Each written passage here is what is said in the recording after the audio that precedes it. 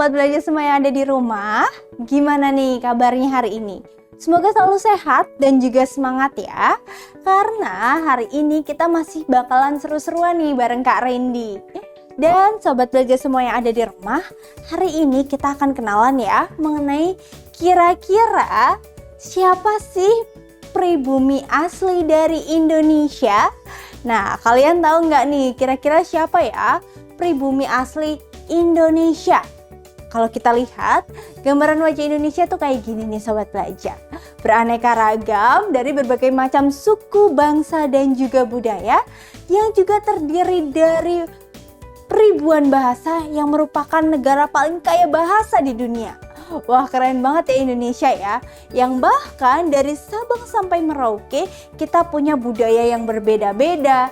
Baik itu dipengaruhi oleh budaya Arab seperti Aceh, budaya Cina, budaya negara-negara yang lainnya seperti Eropa, Amerika, dan lainnya. Karena mereka juga turut serta nih pernah hadir di Indonesia dan memberikan banyak pengaruh ke Indonesia. Dan sobat belajar semua yang ada di rumah, kalau kita lihat dari sini banyak sekali ya perbedaannya seperti masyarakat yang ada di Pulau Jawa, Pulau Sumatera, Sulawesi, Kalimantan, Bali, Nusa Tenggara hingga Papua. Kita juga punya karakter wajah dan juga kulit yang berbeda-beda. Tapi kira-kira kenapa ya kok ada kata pribumi dan juga non pribumi?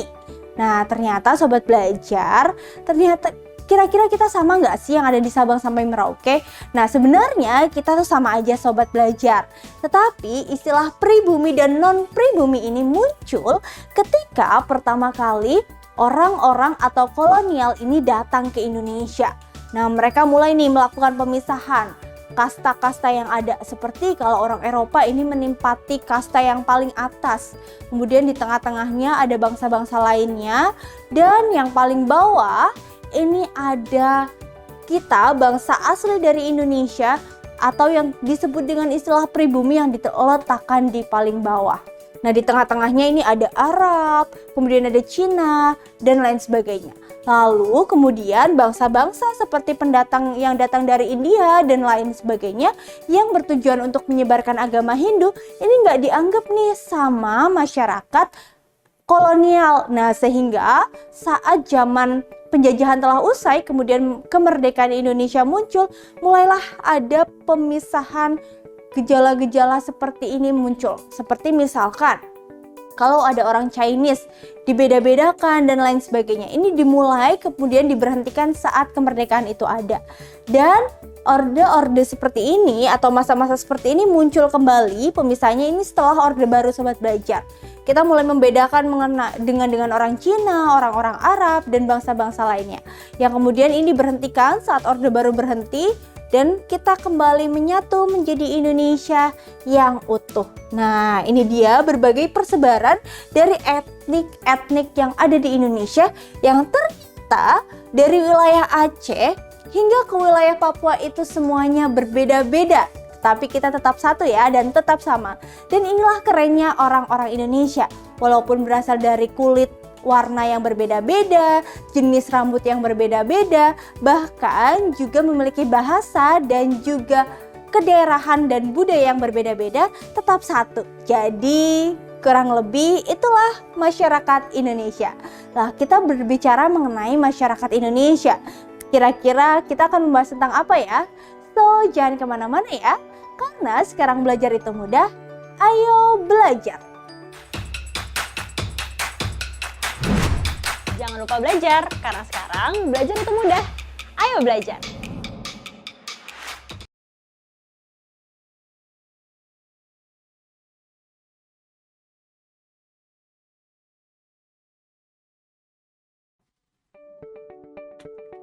Oke, sobat belajar semua yang ada di rumah, tadi kita membicarakan mengenai pribumi dan non-pribumi, yang mana sekarang kita telah menyatu menjadi satu sebagai warga negara Indonesia. Lalu sebagai penduduk Indonesia, kita harus tahu dong kira-kira bagaimana ya dinamika kependudukan di Indonesia. Yuk kita cek satu persatu. Pertama kita pelajari dulu ya mengenai dinamika penduduk. Apa sih kira-kira dinamika penduduk itu? Oke, baiklah sobat belajar semua yang ada di rumah. Ngomong-ngomong tentang dinamika penduduk, kalian tahu nggak sih kalau penduduk itu berbeda-beda, mulai dari jenis kelaminnya, ada laki-laki dan perempuan, umurnya, dan lain sebagainya. Pasti kalian tahu itu dong, bahkan kalian, kakak kalian, adik kalian, orang tua kalian kan pasti berbeda-beda ya. Sama loh ternyata dengan Indonesia, karena setiap individu itu menggambarkan bagaimana Indonesia ke depannya. Nah, oleh karena itu, ya orang-orang yang berbeda-beda ini mengenai jumlah penduduknya, kemudian juga bagaimana persebarannya, kalian tinggal di mana aja, terus juga bagaimana umurnya yang berbeda-beda, bagaimanakah jumlah antara laki-laki dan perempuan, ini sangat berpengaruh. Dan ini tentunya akan mempengaruhi bagaimanakah komposisi sebuah bangsa yang berpengaruh terhadap dinamika kependudukan, yaitu penduduk yang bervariatif tentunya. Adanya dinamika penduduk ini dipengaruhi oleh berbagai macam faktor sobat belajar. Di antaranya di sini adalah yang pertama oleh natalitas. Nah, natalitas ini merupakan arti dari angka kelahiran. Yang kedua adalah mortalitas atau yang kita kenal dengan angka kematian. Dan yang ketiga ini adalah migrasi ataupun perpindahan penduduk. Jadi turun naiknya penduduk ini atau dinamika kependudukan ini dipengaruhi oleh 3 hal. Jangan lupa ada natalitas, mortalitas, dan juga migrasi. Nah, itu ditekankan ya, disimpan baik-baik oleh ingatan kalian. Dan selanjutnya yang pertama, kita akan berbicara mengenai natalitas atau kelahiran. Nah, sobat belajar semua yang ada di rumah, kalau kita ngomongin tentang natalitas atau angka kelahiran, ini artinya kita akan menghitung berapa sih jumlah bayi yang lahir dari setiap 1000 penduduk. Nah, kalau di sini misalkan nih kalian lahir ada di desa A yang memuat di dalamnya ada 1000 penduduk. Ternyata bersamaan dengan itu dalam 1 bulan di 1000 penduduk ini lahir ada 17 bayi. Artinya di situ tinggal dibagi aja, 17 dibagi 1000. Nah, nanti di sini ada klasifikasinya loh. Yang pertama, akan dikatakan angka kelahirannya tinggi apabila dalam 1 tahun lebih dari 30 bayi yang lahir dari 1000 penduduk. Kemudian yang kedua, ada angka kelahiran sedang. Ini apabila dalam 1 tahun sekitar 20 hingga 30 bayi yang lahir per 1000 penduduk. Kemudian yang ketiga, ini adalah angka kelahiran yang rendah, yaitu apabila dalam 1 tahun ini kurang dari 20 bayi yang lahir dari 1000 penduduk. Nah, kemudian di sini kita cari bagaimana sih cara mencari angka-angkanya. Nah, cara mencari angka-angkanya dapat kita lihat yang pertama, ialah menggunakan angka kelahiran kasar atau yang kita kenal dengan istilah CBR. CBR ini merupakan singkatan dari Crude Birth Rate atau angka kelahiran kasar. Yang mana ini langsung kita lihat dalam 1000 penduduk ini berapa bayi yang lahir dari 1 tahunnya. Ini rumusnya gampang banget, CBR atau angka kelahiran kasar adalah B itu bayi per P artinya per jumlah penduduk dikalikan dengan 1000. Misalkan ada 1000 bayi yang lahir dari 17 juta penduduk. Tinggal kita kalikan aja dengan 1000. Nah, artinya ada 1/17. Nah, di sini berarti 1000 bayi yang lahir dari 17.000 penduduk. Seperti itu sobat belajar. Nah, kemudian selanjutnya kita cari. Yang kedua adalah angka kelahiran menurut umur atau ASBR. Nah, ASBR ini kenapa digunakan? Biasanya angka kelahiran kasar ini tidak memacu atau tidak memberikan data yang begitu spesifik atau detail sobat belajar. Sehingga kita memerlukan yang namanya ASBR. Kita lihat loh dari berdasarkan kelompok umurnya. Ternyata dalam penduduk dengan umur yang produktif misalkan, yaitu umur antara 15 hingga 64 tahun. Nah, antara umur 15 hingga 64 tahun, bayi yang dilahirkan itu berapa orang dari penduduk yang berusia sekian. Kemudian kita bagi deh dengan jumlah penduduk dengan jumlah penduduk di usia 15 hingga 64 tahun. Oleh karena itu, ASBR ini memiliki rumus B atau jumlah bayi yang lahir pada usia X, misalkan di sini usia 15 hingga 64 tahun penduduknya. Kemudian P yaitu jumlah penduduk yang lahir atau yang ada di usia 64 hingga 15 tahun, tinggal kita kalikan aja dengan 1000-nya. Nah, ini untuk mengetahui berapa sih angka kelahiran menurut umur. Kenapa sih data ini penting? Karena untuk menentukan berapa sih masa depan yang dimiliki oleh bangsa tersebut gitu. Berapa sih yang ada bayi-bayi yang bisa dijadikan sebagai calon masa depan penerus bangsanya. Nah, salah satunya adalah seperti misalkan negara Jepang yang sangat mendukung terhadap yang namanya angka kelahiran, karena angka kelahiran mereka ini lebih sedikit daripada angka kematiannya. Nah, oleh karena itu ini sangat berdampak pada kepenerusan negara Jepang. Nah, di sini ada beberapa faktor yang mempengaruhi terhadap angka kelahiran. Yang pertama adalah faktor antinatalitas, yaitu adalah faktor-faktor yang ada atau yang membatasi kepada kelahiran. Apa saja faktornya? Yang pertama adalah faktor pembatasan umur. Umur untuk apa? Umur untuk menikah tentunya. Nah, umur untuk menikah ini di Indonesia telah diatur oleh Kemenak RI, yaitu adalah sekarang yang dulunya 16 tahun udah boleh nikah, berdasarkan Undang-Undang tahun 2019 udah nggak boleh ya. Usia menikah sekarang adalah minimal 19 tahun. Nah, jadi kalau untuk kalian yang berusia di bawah 19 tahun ini masih belum boleh untuk menikah. Kemudian yang kedua adalah program KB atau program keluarga berencana yang diajukan atau dikelola oleh BKKBN. Kemudian program KB ini tidak hanya mengincar dari para orang tua tetapi juga kepada remajanya. Remajanya menggunakan apa? Remajanya menggunakan namanya program genre atau generasi berencana. Nah, kalau di keluarga ada keluarga berencana, untuk remajanya ada yang kita sebut dengan genre atau generasi berencana. Kemudian pembatasan tunjangan anak. Nah, misalkan kalau bagi pada PNS dan lain sebagainya, yang biasanya ada tunjangan anak ini dibatasin aja. Maksimal 1 atau 2 anak yang akan diberikan tunjangan. Nah, kemudian yang keempat adalah adanya pemikiran bahwa anak ini merupakan beban yang harus dibesarkan dengan penuh upaya. Jadi anak itu nggak hanya dilahirkan aja, tetapi anak juga harus diberikan pendidikan yang cukup, perekonomian yang cukup, sosial budaya, dan juga lingkungan serta pendidikan dari sisi lainnya yang juga cukup. Nah, kemudian ada juga faktor-faktor selanjutnya yang ada di sampingnya. Ini adalah menjelaskan mengenai faktor pronatalitas. Faktor pronatalitas artinya adalah faktor yang setuju terhadap pernikahan. Artinya dia nggak menunda-nunda lagi nih untuk melakukan pernikahan ataupun melahirkan kepada anak itu sendiri. Yang pertama adalah kawin usia muda atau menikah di usia muda. Kemudian yang kedua adalah tingkat kesehatan. Ini memperhatikan juga terhadap tingkat kesehatannya. Dan yang ketiga adalah anggapan bahwa banyak anak ini banyak rezeki. Nah, ini menandakan biasanya kalau lebih banyak anak akan lebih banyak rezeki. Wah, ini bakal bisa berlomba-lomba nih untuk menghasilkan anak atau meningkatkan angka natalitas. Seperti itu Sobat Belajar.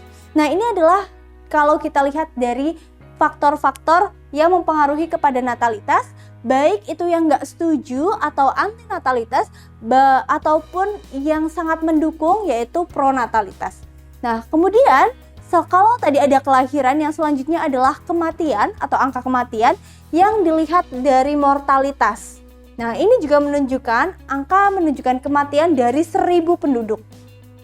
Kalau angkanya di atas 18 orang per tahun, ini artinya angkanya tinggi Sobat Belajar. Tapi kalau angka yang meninggal hanya 14 hingga 18 orang per 1000 penduduk per tahun, artinya angkanya dikatakan sedang. Nah, tetapi kalau mortalitasnya rendah, ini apabila yang meninggal dalam 1 tahun hanya 9-13 orang per 1000 penduduk. Nah, kemudian selanjutnya, untuk bagaimana sih mengetahui faktor-faktor apa yang mempengaruhi terhadap kematian atau mendukung kematian? Yang pertama adalah adanya kurangnya kesadaran masyarakat akan pentingnya kesehatan, sehingga masyarakat membiarkan saja terhadap kesehatannya dan acuh tak acuh. Kemudian yang kedua, fasilitas rumah sakitnya kurang memadai, sehingga apabila ada sakit-sakit parah ini tidak dapat tertangani. Kemudian yang ketiga, sering terjadi kecelakaan lalu lintas yang dapat menyebabkan tingginya angka kematian. Dan yang keempat adalah adanya bencana alam yang meminta korban jiwa dan terjadinya peperangan. Nah, inilah beberapa faktor yang mendukung semakin banyak dan tingginya angka kematian. Kemudian, seperti apakah faktor-faktor yang mendukung ataupun meningkatkan kualitas dari umur penduduk itu sendiri atau faktor anti-mortalitas? Yang pertama, apabila yang fasilitas kesehatannya ini memadai, sehingga apabila fasilitas sarana dan prasarananya kesehatannya ini memadai, ini dapat meningkatkan kualitas kesehatan dari masyarakat itu sendiri. Kemudian yang kedua, lingkungan yang bersih dan teratur. Ini akan menjadikan badan lebih sehat tentunya. Dan yang ketiga adalah adanya jajaran agama yang melarang bunuh diri. Ini seperti yang ada di Indonesia. Dan yang keempat, tingkat kesehatan masyarakat yang tinggi sehingga penduduk tidak mudah terserang penyakit. Nah, ini juga penting ya, karena dimulai dari kesadaran masyarakat, maka dari itu angka kesehatan akan semakin meningkat dan angka kematian akan semakin menurun. Dan selanjutnya, ini adalah ada rumus untuk mengukur CDR atau angka kematian kasar atau crude death rate. Nah, di sini caranya menghitungnya adalah jumlah kematian dibagi dengan jumlah penduduk dikalikan dengan 1000. 1000 ini adalah angka konstanta yang memang ketetapannya, karena yang diukur ini per 1000 penduduk. Kemudian juga ada yang selanjutnya, ini adalah angka kematian menurut umur. Jadi berdasarkan klasifikasi umur tertentu, misalkan di umur antara 10 hingga 20 tahun, ataupun di umur dewasa, ataupun di umur 30 tahun saja. Ini dapat kita cari seberapakah angka kematian menurut umurnya. Untuk itu dapat dicari bagaimanakah klasifikasi selanjutnya. Nah, selanjutnya adalah faktor yang lagi ada, yaitu adalah faktor migrasi atau perpindahan penduduk.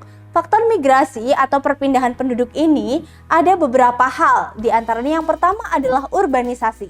Urbanisasi ini merupakan perpindahan penduduk dari desa ke kota. Nah, jadi kalau sobat belajar ini menemui orang-orang yang merantau ke kota atau berpindah ke kota, inilah yang disebut dengan fenomena urbanisasi.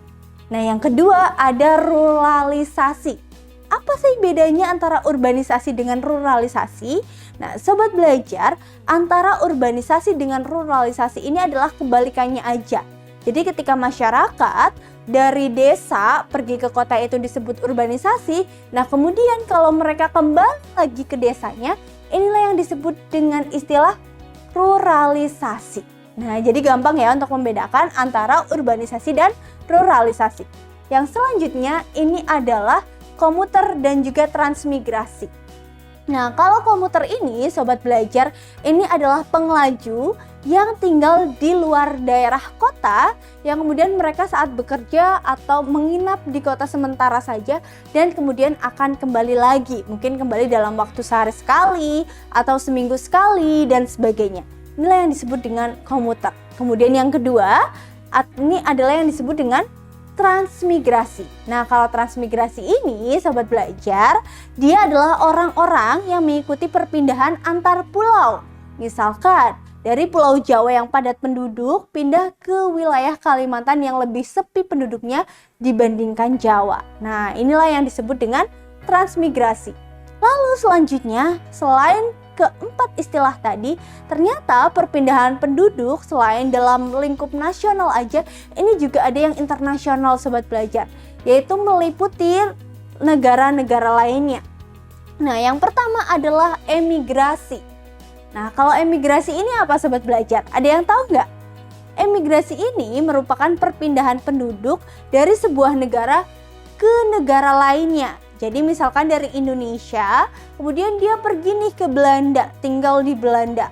Artinya dia telah melakukan proses yang namanya emigrasi.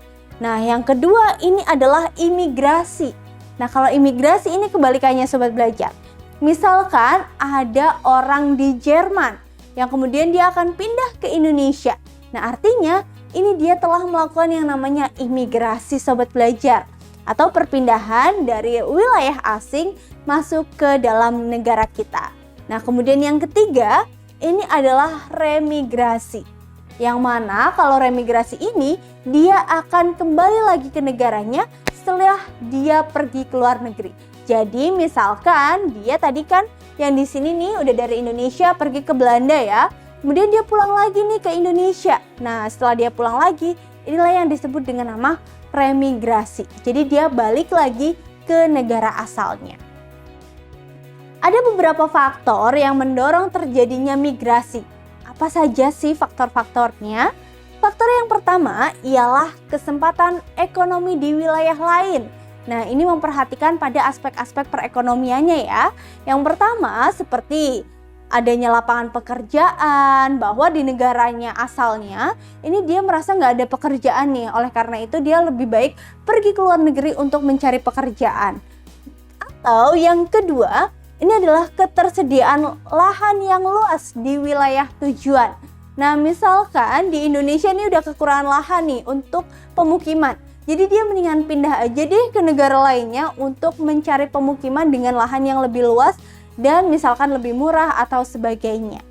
Nah, kemudian yang keempat atau yang ketiga maksud saya, ini adalah perpindahan pusat administratif sebuah wilayah. Nah, jadi misalkan kalau migrasi ini dalam skop nasional, seperti rencana yang dilaksanakan oleh presiden kita di mana ibu kota dari DKI Jakarta ini akan dipindahkan ke Palangkaraya. Otomatis nanti ada beberapa penduduk yang juga akan mengalami perpindahan. Kenapa? Karena pusat administrasinya berpindah. Dan oleh karena itu wilayah Palangkaraya nantinya pasti akan ramai dengan penduduk dibandingkan dengan sekarang. Karena apa? Karena faktor tadi yaitu perpindahan wilayah pusat administratif.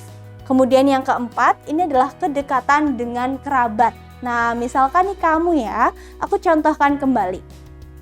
Kamu punya keluarga nih di Bandung, padahal sekarang rumah kamu ada di Pacitan. Nah, karena beberapa faktor, misalkan seperti bencana alam ataupun adanya resesi, sehingga kamu ingin memilih pindah aja deh ke wilayah Bandung yang mana di sana dekat dengan saudara, sehingga kalau ada membutuhkan sesuatu bisa lebih dekat nih sama saudara. Nah, ini juga merupakan salah satu faktor yang berpengaruh terhadap perpindahan penduduk. Nah, ingat-ingat ya, tadi ada faktor apa aja?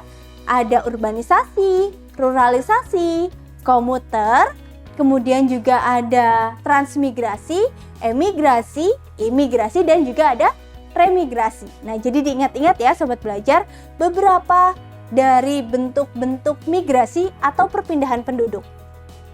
Kalau tadi ada faktor pendorongnya, sekarang adalah faktor penarik, yaitu dari wilayah tujuan kita. Yang pertama adalah karena persaingan yang semakin berat di wilayah asalnya. Jadi karena adanya persaingan ekonomi yang lebih berat, kita memutuskan untuk pindah saja ke wilayah yang lainnya.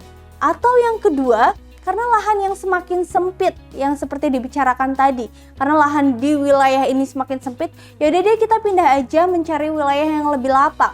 Misalkan di wilayah Jawa, kepadatan penduduknya ini udah sangat parah nih. Kita mendingan pergi aja yuk transmigrasi ke negara lain, mencari wilayah yang lahan pemukimannya lebih luas dan lebih nyaman. Kemudian yang ketiga adalah jumlah penduduk yang semakin banyak.